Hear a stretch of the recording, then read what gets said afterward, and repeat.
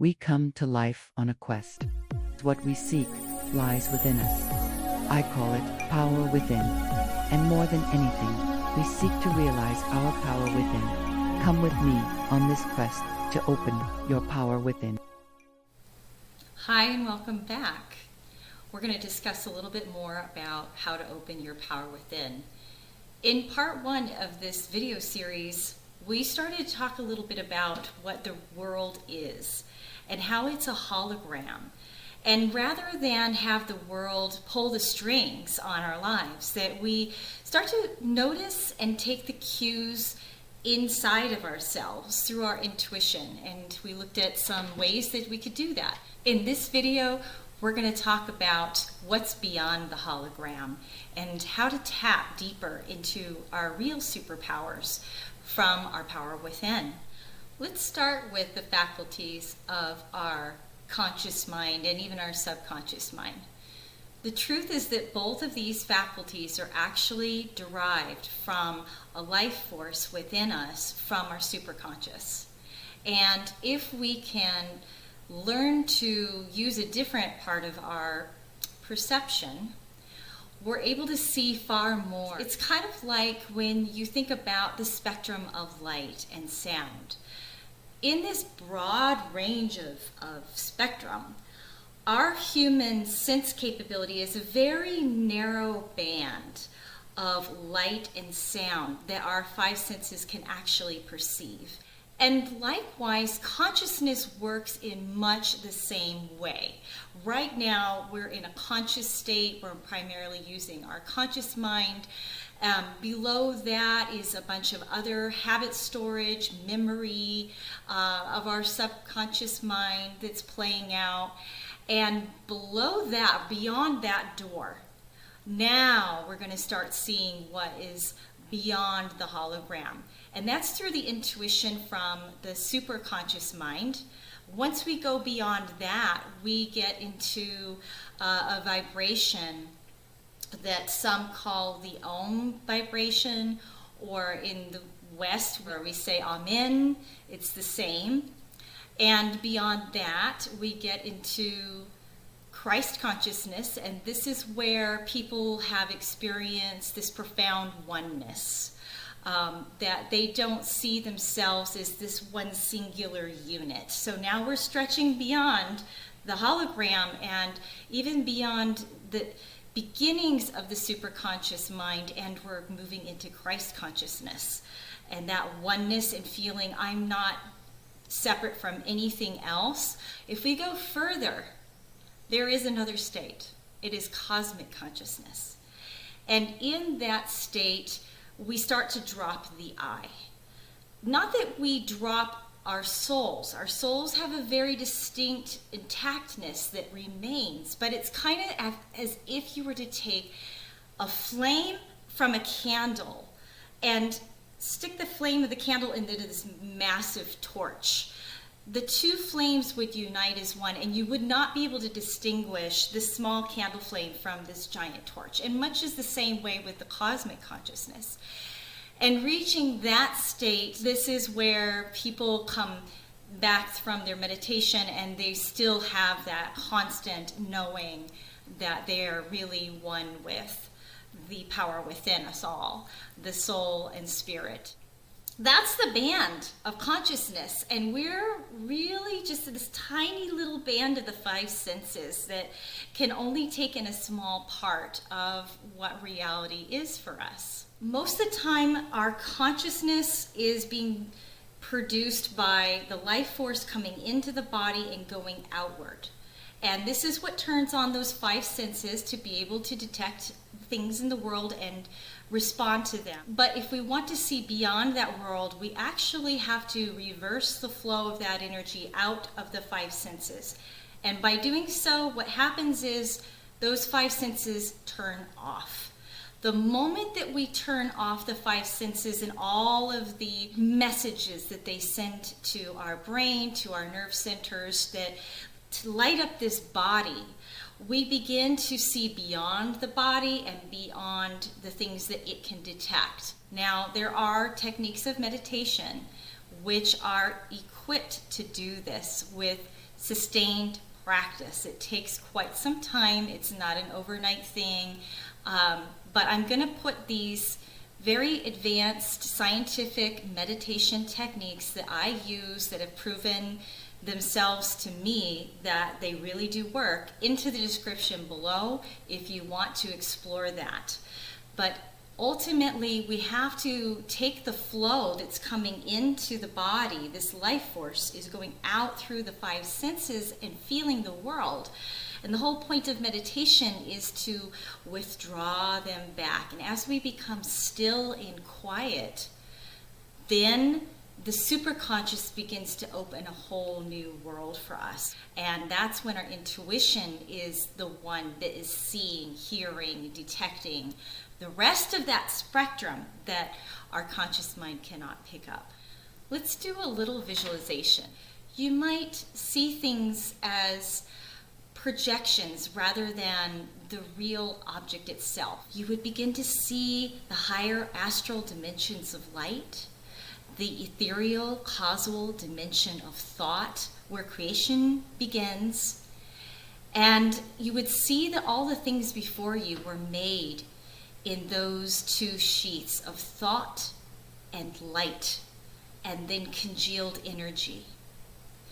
And beyond that, the eternal flame of ever-existing, ever-new, perennial joy and bliss of our very own soul. Remember now that the conscious mind was only designed for the physical dimension of experience. It's a useful faculty to navigate this body-bound world and work the five senses, but it is a limited range, and there's far more beyond this range. So thinking that there is no astral or causal dimensions is no different than disbelieving in ultraviolet waves or radio frequencies that move through space simply because the conscious mind cannot perceive them. There are other instruments that can perceive those states of consciousness, but they can't happen through an instrument of the material world. We have to operate through the instrument of ourselves. Again, to know that there is something more than this physical world, and to realize that the conscious thinking mind is really a matrix for your soul experience. Again, what appears real is truly just a hologram. The door out of the hologram is to turn the attention inward. And eventually, the life force of the consciousness will reverse its flow from going outward through the senses and stop reading the physical world alone, and instead begin to read the broader superconscious range. You will then begin to see creation for what it really is and feel yourself as one with the universal divine mind, projecting all of the creational dimensions into the ether. Then you know you are limitless, birthless and deathless soul. Then you are free.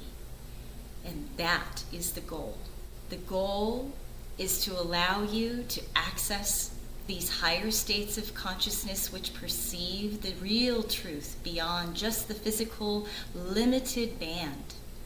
And these things can truly be found through practicing specific scientific techniques of meditation. We call these Pranayama techniques. Prana meaning energy, life force, and Yama meaning practice, a way of life, living with these techniques. So now I want to share with you a very personal experience.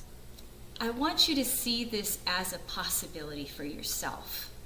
That what I'm about to share with you is truly something within your own reach. Our five senses exist in a limited band of consciousness where other dimensions of reality lie beyond their reach. What if we could go beyond this limited band into the superconscious? The first thing we would notice is that everything in the physical world is unreal. I had one such experience. I had been meditating and reached a deepened state of expanded consciousness. I felt a sense of higher connection of profound love and joy. It melted my heart to the point of tears, and eventually I needed a tissue. As I walked into the bathroom and in front of the large mirror, I caught out of the corner of my eye a moving figure. It startled me at first, until I realized it was just a reflection in the mirror. I didn't recognize the person though. It just looked like one of those people in a full face mask and with a Halloween costume on. The eyes blinked back at me through the bodysuit, and I leaned forward to look closer. Then, astonished, I realized that the reflection was my own body. But I didn't see it as me. I knew while in that residual higher state of consciousness that I was not a physical being. I was beyond the physical. Then, my reaction of astonishment turned to amusement, and I laughed. The notion that I had made my entire life around this body costume was absurd. To think that I was all the things of the body, and that all my time had been invested in feeding it, clothing it to look the way I wanted it to, cleaning it and exercising it, all the goals revolved around making life comfortable for this body. How silly.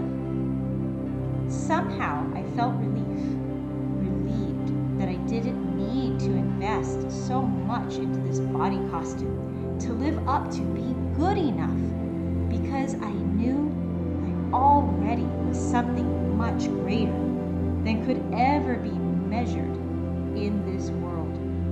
The world was entirely unreal and playing a ruse.